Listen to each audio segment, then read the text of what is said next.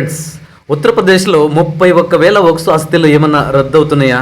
గోవును జాతీయ జంతువుగా ప్రకటించాలా? అసలు ఉత్తరప్రదేశ్లో ఏం జరుగుతుంది?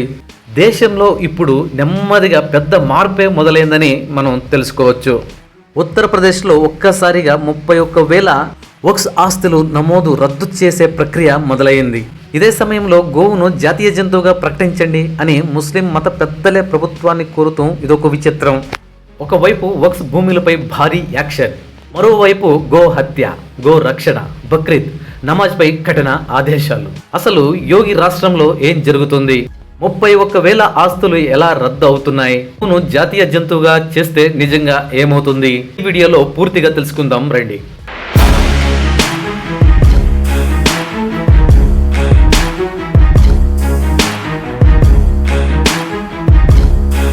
దేశంలో ఇప్పుడు ఎక్కువగా చర్చకు వస్తున్న అంశాల్లో వక్స్ ఆస్తులు ఒకటి.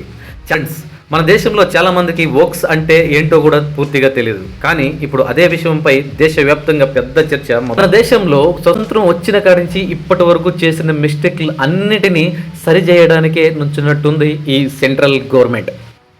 ఈ సెంట్రల్ గవర్నమెంట్ కొత్త ప్రభుత్వ విధానం తీసుకొచ్చింది. ఉమిత్ పోర్టల్ అనే సిస్టమ్ ద్వారా దేశంలో అన్ని వక్స్ ఆస్తులు రికార్డులు డిజిటల్ చెక్ చేయడం మొదలుపెట్టింది. ఫ్రెండ్స్, చాలా మందికి వక్స్ అంటే ఏంటో తెలిసే ఉంటుంది, కానీ తెలియని వాళ్ళకి మాత్రం సింపుల్గా చెప్పేస్తాను వినండి. ముస్లింల మసీదులు, దర్గాలు, సమాధులు, మదరసాలు లేదా సామాజిక సేవల కోసం దానం చేసిన భూములు లేదా ఆస్తుల్ని వక్స్ ఆస్తులు అని మనం పిలుస్తాం. ఆస్తులు అన్నిటినీ వక్స్ బోర్డులు నిర్వహిస్తూ ఉంటాయి. మన భారతదేశంలో లక్షల ఎకరాల వక్స్ భూములు ఉన్నాయి. చోట్ల అవి నిజమైన మత సంబంధిత ఆస్తులు కాగా అవి కూడా మావే అని చెప్పినవి మరికొన్ని ఉన్నాయి. ఉత్తరప్రదేశ్ యోగి ప్రభుత్వం కంప్లైంట్ ఏంటంటే చాలా భూములకు సరైన పత్రాలు లేకుండా వక్స్ ఆస్తులుగా చూపిస్తున్నారు అనేదే ప్రధాన ఆరోపణ. అందుకోసమే కేంద్ర ప్రభుత్వం ఇప్పుడు డిజిటల్ వెరిఫికేషన్ మొదలుపెట్టింది. డిజిటల్ వెరిఫికేషన్లో భాగంగా కేంద్ర ప్రభుత్వం UMID పోర్టల్ని తీసుకొచ్చింది. Unified Waqf management empowerment efficiency and development అని అర్థం. సింపుల్గా చెప్పాలంటే దేశంలోని ప్రతి వక్స్ ఆస్తిని సంబంధించిన పూర్తి వివరాలు ఒకే డిజిటల్ సిస్టంలో ఉండాలి అనేదే దీని ఉద్దేశం.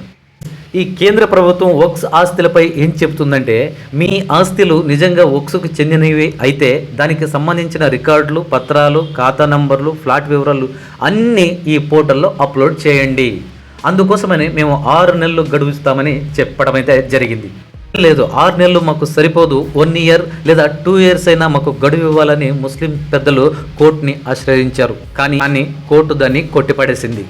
మీ అందరికీ ఒక పెద్ద ప్రశ్న వచ్చే ఉంటుంది, ఉత్తరప్రదేశ్లో ఎందుకు 31,000 పైగా వక్స్ ఆస్తులు నమోదు రద్దు ఎందుకు చేస్తున్నారు అన్న విషయం.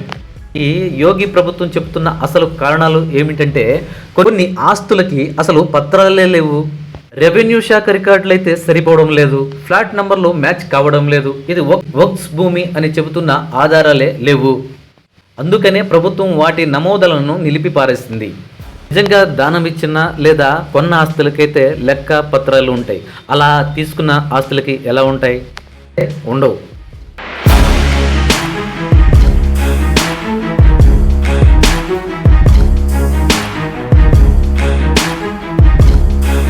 ప్రభుత్వం వెంటనే భూమిని స్వాధీనం చేసుకోవడం లేదు. ఆధారాలు లేకపోతే మాత్రం యాక్షన్ ఉంటుంది. సెంట్రల్ గవర్నమెంట్కి ఏం చెయ్యాలి అనే పిచ్చ క్లారిటీ అయితే ఉంది. ఫ్రెండ్స్, అంటే ఇది ఇంకా ఇప్పుడే అసలు సినిమా స్టార్ట్ అయింది అని మనం తెలుసుకోవచ్చు. ఈ సినిమాని ఉత్తరప్రదేశ్లోనే ఎందుకు మొదలు పెట్టారు అన్న విషయం మనం తెలుసుకోవాలి. మన భారతదేశంలోనూ అత్యధిక వక్స్ ఆస్తులు ఉన్న రాష్ట్రం ఉత్తరప్రదేశ్. సుమారు 1.18 లక్షలకు పైగా వక్స్ ఆస్తులు అక్కడ ఉన్నాయి. ముస్లిం జనాభా కూడా ఎక్కువే. చారిత్రాత్మకంగా చూసుకున్నా కానీ ముస్లిం రాజ్యాల ప్రభావం ఎక్కువ ఉంటుంది. అంతేకాదు పెద్ద ఎత్తున పాత సంబంధిత ఆస్తులు కూడా అక్కడ ఎక్కువ ఉన్నాయి.